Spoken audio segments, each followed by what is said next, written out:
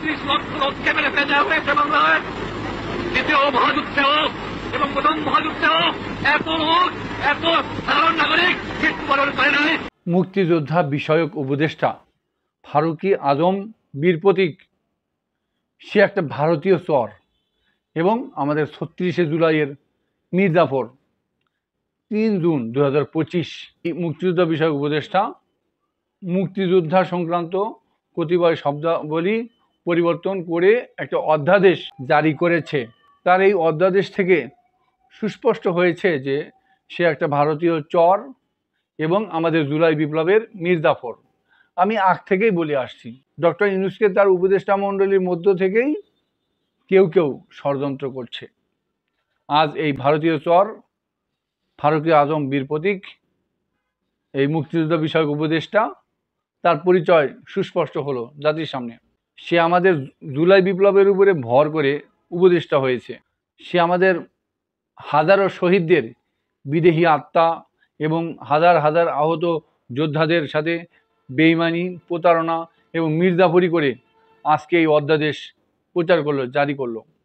এই অধ্যাদেশের 2 নম্বরে সে শেখ মুজিবকে জাতির পিতা বলেছে, বঙ্গবন্ধু বলেছে। সে বলেছে কোট, জাতির পিতা বঙ্গবন্ধু শেখ মুজিবুর রহমানের সোনার বাংলা গঠন করিবার স্বপ্ন বাস্তবায়নের অংশ হিসাবে আনকোট সে নাকি এই মুক্তিযোদ্ধা ও মুক্তিযোদ্ধা পরিবারের শব্দাবলী পরিবর্তন করেছে। কয় কি, তার কি সামান্য লজ্জা বা শরম নেই? সে যে খাস ভারতীয় দালাল, সে যে আওয়ামী দালাল, সে শেখ মুজিবের প্রেতাত্মা, এর মাধ্যমে সুস্পষ্ট হয়েছে। সে কি জানে না যে আমাদের জুলাই বিপ্লবের স্লোগান ছিল তুমি কে আমি কে, রাজাকার রাজাকার। কে বলেছে? কে বলেছে? স্বৈরাচার স্বৈরাচার। এই ভারতীয় স্তর কি জানে না? এই স্লোগানের কারণেই পুরো জাতি ঐক্যবদ্ধ হয়েছে। সে কি বোঝে না? এই স্লোগানের কারণেই শেখ হাসিনাকে তাড়ানো সম্ভব হয়েছে। এদেশে কি আর কোনো উপায় ছিল? দেখেন, এই 16 বছরে কোনো পন্থা ছিল, উপায় ছিল যে খুনি হাসিনাকে তাড়ানো যায়, এইভাবে একবারে গর্তে ঢুকানো যায়? অসম্ভব, কোনো উপায় ছিল না। সবাই চেষ্টা করেছে। আমাদের এই স্লোগান এমন একটা অস্ত্র যে খুনি হাসিনার ভিত্তি ধ্বংস করে দিয়েছে। সে ভারতে পালিয়ে গেছে, এমন একটা বিমানে পালিয়েছে কেউ ট্রেসও করতে পারেনি। আপনারা জানেন, সেই রাতে ঢাকা বিশ্ববিদ্যালয় স্লোগান দিতে যারা স্লোগান দিয়েছে ওর মধ্যে কিন্তু হাসনাত আছে, সারদিস আছে, নাহিদ কিন্তু নেই। যারা স্লোগান দিয়েছে জীবনকে হাতের মুঠোয় নিয়ে ওই রাতের অন্ধকারে ঢাকা বিশ্ববিদ্যালয় স্লোগানটা দিয়েছে। এই স্লোগানকারীদের উপরে হামলা করার জন্য কত হায়না, ছাত্রলীগ, যুবলীগ, আওয়ামী লীগ, অস্ত্রধারী, দেখেন এদের দাপট দেখেন, কতজনকে ওই রাতে যে কি স্যাবোটেজ করেছে।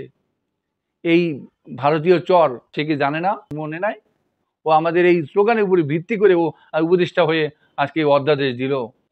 দেখুন, এই মুক্তিযোদ্ধা বিষয়ক উপদেষ্টা সে যে ভারতীয় চর, এর সুস্পষ্ট প্রমাণ দিচ্ছি। সে যে বীর প্রতীক খেতাব পেয়েছে, কে তাকে এই খেতাব দিয়েছে? ওকে জিজ্ঞেস করুন, ওকে কেন এই খেতাব দিয়েছে? 1971-এর 16ই ডিসেম্বরে যখন এদেশ ভারত দখল করে নিল, যখন ভারতের কাছে পাক বাহিনী আত্মসমর্পণ করলো, তখন এই ভারতীয় স্তর কোথায় ছিল? ওকে জিজ্ঞেস করুন। 1971-এর 19শে ডিসেম্বর এই কসাই কাদের সিদ্দিকী ঢাকা শহরে অসংখ্য বাড়িতে হামলা করেছে, লুটতরাজ করেছে।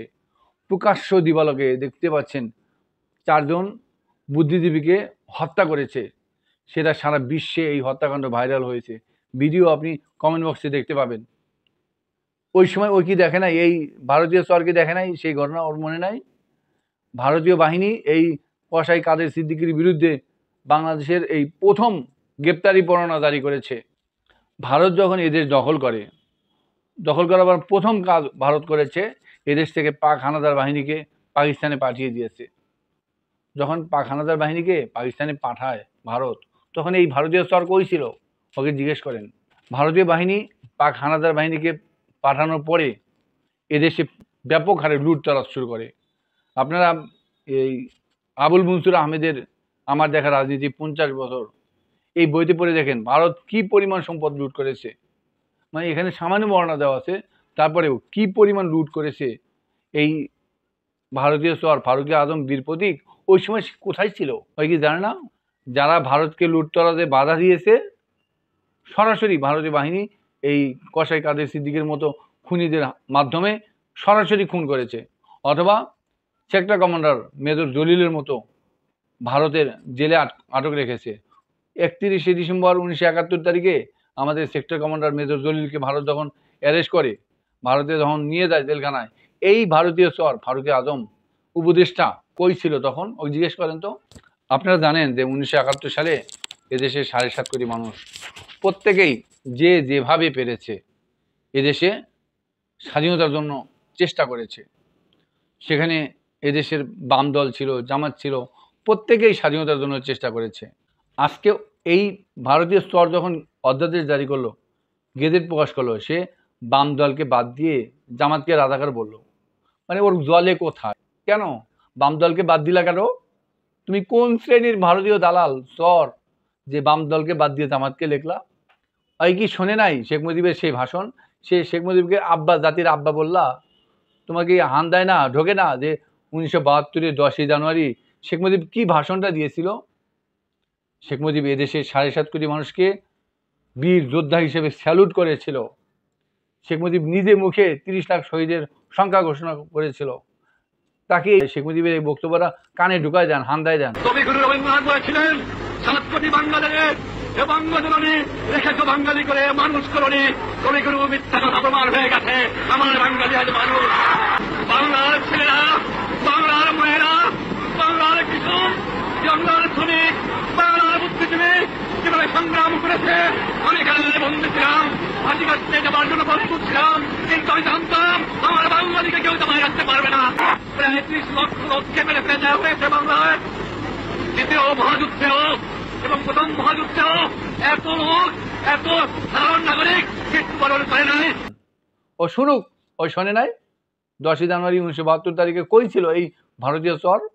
1972 সালে ভারত যখন এদেশে মুক্তিযোদ্ধার তালিকায় খেতাব, এদের শহীদের তালিকা যখন দেয়, তখন এই শেখ মুজিবের এই ভাষণকে পাশ কাটিয়ে ভারত তাদের সবচেয়ে বড় তাবেদার, দালাল, ভারতের চর, ভারতের সবচেয়ে ভালো এজেন্ট, খুনি, অপরাধী, যারা দাগী আসামি, তাদেরকে খেতাব দিয়েছে। যাদের মনে হয়েছে যে তারা ভারতকে বাধা দিবে না, তাবেদারি করবে আজীবন, তাদেরকেই শুধু খেতাব দিয়েছে। আপনি দেখেন, ভারত কিন্তু আমাদের সেক্টর কমান্ডার মেজর জলিলকে কোনো খেতাব দেয় নাই। একজন সেক্টর কমান্ডার, দক্ষ যোদ্ধা, তাকে কোনো খেতাব দেয়নি। আমাদের মুক্তিযুদ্ধের সর্ব অধিনায়ক এমএজি ওসমানী, তাকে কোনো খেতাব দেয়নি। আপনি এই ভারতীয় চর ওকে জিজ্ঞেস করেন ও কোন অপকর্মের পুরস্কার হিসেবে এই বীর প্রতীক খেতাব পেয়েছে।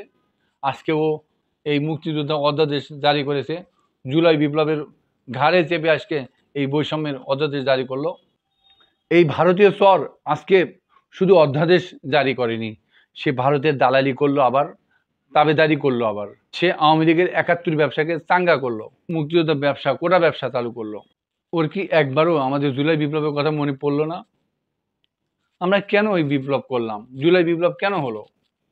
5ই জুন 2024 হাইকোর্ট থেকে মুক্তিযোদ্ধা কোটা বহালের একটা আদেশ আসলো যে 30 ভাগ মুক্তিযোদ্ধা কোটা বহাল থাকবে। সেদিন থেকে এই জুলাই বিপ্লব শুরু হলো। সে একদম বেমালুম ভুলে আজকে এই মুক্তিযোদ্ধা কোটা নিয়ে, মুক্তিযোদ্ধার তালিকা নিয়ে অধ্যাদেশ দিল। কত বড় গাদ্দার সে!